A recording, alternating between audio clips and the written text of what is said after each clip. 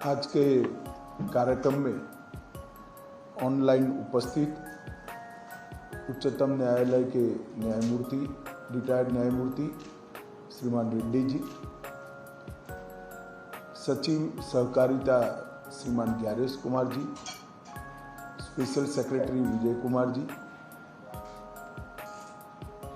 उपस्थित सभी इस रिफंड प्रक्रिया से जुड़े हुए अलग अलग भारत सरकार की संस्थाओं के अधिकारीगण और जिन्होंने मेरे साथ रहकर इसकी शुरू से चिंता की है, ऐसे मेरे साथी श्रीमान वर्मा जी, और आज इस प्रक्रिया से जुड़े हुए सहारा के लाखों लाखों निवेशकों को मैं बहुत हृदय से बधाई देना चाहता हूँ।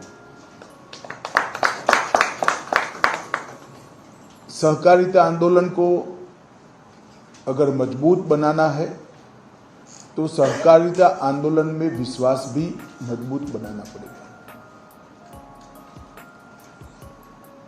कई बार कुछ ऐसी घटनाएं हो जाती हैं, कुछ गलत आशय के उद्देश्य के लोगों के हाथ में भी कुछ चीजें पड़ जाती हैं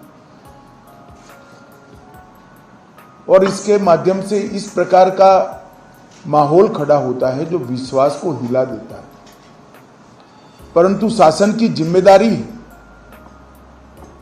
कि कानून बनाने के जो अधिकार, एडमिनिस्ट्रेशन के जो अधिकार संविधान ने सरकार को दिए हैं, इसका उपयोग करते हुए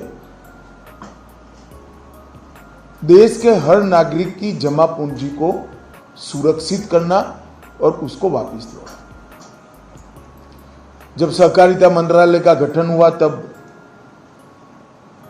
सहकारिता मंत्रालय के सामने ढेर सारे चैलेंजेस थे। बिल्कुल हिल कर रह गया हुआ सहकारिता के ढांचे को फिर से मजबूत करना, पैक्स से लेकर एपेक्स तक, कृषि से लेकर मछुआरा समिति से लेकर कंस्ट्रक्शन से लेकर मार्केटिंग तक की सभी सहकारिता संस्थाओं के लिए एक अनुकूल खाका तैयार करना, समय अनुकूल खाका तैयार करना, सहकारिता के कानूनों में जो लगभग 75 साल पहले बने हैं, समय अनुकूल परिवर्तन करना और उसके साथ साथ सहकारिता में खोए हुए विश्वास को जनता में पुनः प्रस्तावित करना। और अगर ये करना है तो जैसे सहारा की 4 सोसाइटियों में देश के करोड़ों निवेशकों का लाखों करोड़ रुपया एक प्रकार से डूब ही गया है। निवेशकों की कोई गलती नहीं थी, कहीं ना कहीं एक परसेप्शन बन गया, मैनेजमेंट की थोड़ी बहुत गलती होगी, प्रचार ज्यादा हो गया, कोर्ट में मामले लंबित होते गए, परंतु कोई दोष के बगैर निवेशकों को अपनी गाड़ी पसीने की कमाई को 12-15 साल से वापस नहीं मिल रही। मोदी जी का उद्देश्य है कि देश का हर गरीब व्यक्ति, हर मध्यम वर्ग व्यक्ति इसके अधिकारों की रक्षा, और ये भी देश के नागरिक का अधिकार है कि जो पैसा उन्होंने निवेश किया है वो उनको वापस मिल जाए। सहकारिता विभाग ने बहुत समय पहले, वैसे बहुत लंबा समय हो गया, परंतु लगभग 1 साल पहले हमने इसकी मीटिंगें शुरू की। ढेर सारी सरकारी एजेंसियों में इनकम टैक्स से लेकर, ईडी से लेकर, सीरियस फ्रॉड ऑर्गेनाइजेशन से लेकर सीबीआई तक ये मामले फंसे थे और सबके अटैचमेंट्स थे। पैसा तो था परंतु अटैचमेंट।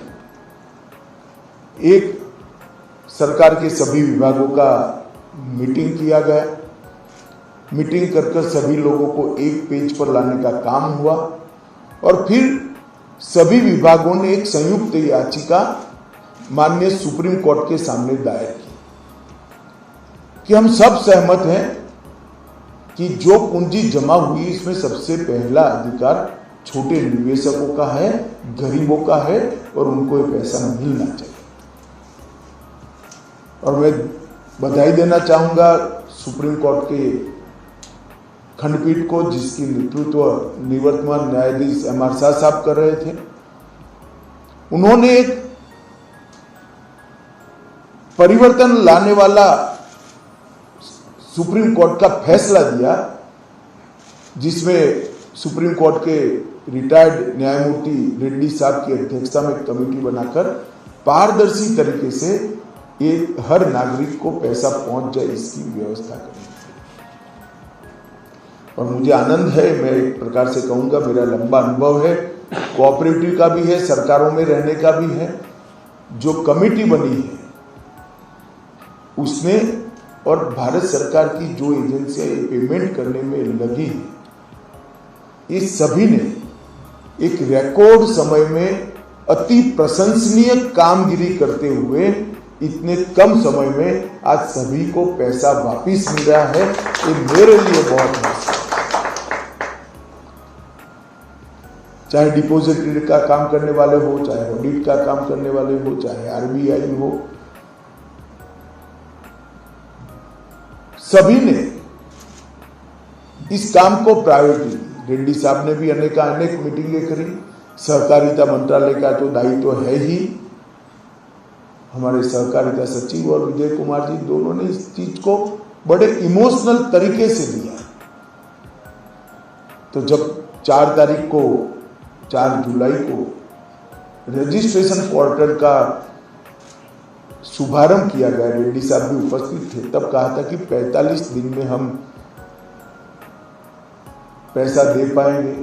मगर मुझे आनंद है कि 1 महीने के पहले ही आज पहली किस्त जा रही है और इसके 112 लाभार्थियों को पैसा मिल रहा है।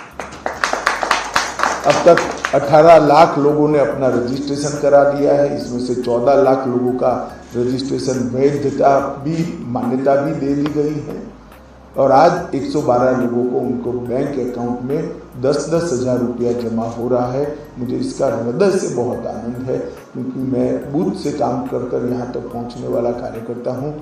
जो मेहनत करता है, जो जीवन के लिए संघर्ष करता है, उसके लिए अपने 50,000, 25,000, 1 लाख, 2 लाख रुपये का मूल्य क्या होता है वो मैं जानता हूँ। आज इन लोगों को मैं बहुत बहुत बधाई देना चाहता हूँ और कहना चाहता हूं कि नरेंद्र मोदी जी का मुख्य उद्देश्य कम से कम तकलीफ समाज के अंतिम तबके के व्यक्ति को पड़े, मध्यम वर्ग को पड़े, वो उद्देश्य की परिपूर्ति करने में आज सहकारिता विभाग को सफलता मिली है। आज हम 10,000 रुपया दे रहे हैं, मगर मैं पूरी चीज को देखकर आपको आश्वस्त करना चाहता हूं कि आने वाले समय में हम आपके पूरे पैसे लौटाने में निश्चित रूप से सफल होंगे, इसका मुझे पूरा विश्वास है। और जब दूसरा पैसा जमा हो जाएगा तब इतनी देर भी नहीं लगेगी, क्योंकि आपका सत्यापन जो करना है, ऑडिट करना है, वो ऑडिट की कार्यवाही अब पूरी हो गई है। फिर तो ऑनलाइन पैसा आपके अकाउंट में ही ट्रांसफर होना है। मगर आज तो हम 10,000 दे रहे हैं। मैं सभी लोगों को बहुत बहुत शुभकामनाएं देता हूं और मुझे विश्वास है कि भारत सरकार के सहकारिता मंत्रालय की ये पहल ने करोड़ों निवेशकों के मन में आज संतोष और सरकार किस प्रकार से गरीब से गरीब व्यक्ति की, छोटे से छोटे व्यक्ति के हितों की रक्षा कर सकता है, इसका एक अनुभव साझा करने में हमें सफलता मिली है। मैं सभी को बहुत बहुत शुभकामनाएं दें, विशेषकर हमारे सहकारिता मंत्रालय के सभी टीम, हमारे सचिव, विशेष सचिव और इसमें साथ में स्टॉक होल्डिंग से लेकर जितनी जितनी संस्थाएं हमारी शामिल हुई हैं, वो सब ने बहुत परिश्रम किया है। मैं सभी को बहुत बहुत अभिनंदन करना चाहता हूं और सहारा के निवेशकों को आश्वस्त करना चाहता हूं कि सरकार का पूरा प्रयास रहेगा कि आपके गाड़ी पसंद की कमाई की पाई आपको वापस दे पाएं। इसके लिए हम पूरा प्रयास करेंगे। आप सभी को शुभकामनाएं। टीम को फिर से एक बार बहुत बहुत धन्यवाद। रेड्डी साहब का विशेष धन्यवाद, क्योंकि रिटायर्ड होने के बाद भी लोगों के भले के लिए इन्होंने इस असाइनमेंट को लिया है। कोई मैं जानता हूँ रेड्डी साहब को, इनके स्ट्रेचर के हिसाब से ये असाइनमेंट बहुत छोटा था। जब सुप्रीम कोर्ट ने ऑर्डर किया तब मुझे लगता था शायद रेड्डी साहब अपनी स्वीकृति नहीं देंगे, मगर मैंने फ़ोन किया कि साहब काम बहुत छोटा है मगर करोड़ों लोगों के लिए काम है। तब उन्होंने कहा नहीं अमित भाई मैं जरूर समय लूँगा, और उन्होंने काफ़ी समय भी दिया है। रेड्डी साहब आपका भी बहुत बहुत धन्यवाद विभाग की ओर से मैं करना चाहता हूँ, सहारा के निवेशकों की ओर से करना चाहता हूँ। अंत में सभी का धन्यवाद कर मेरी वाणी को विराम देता हूँ।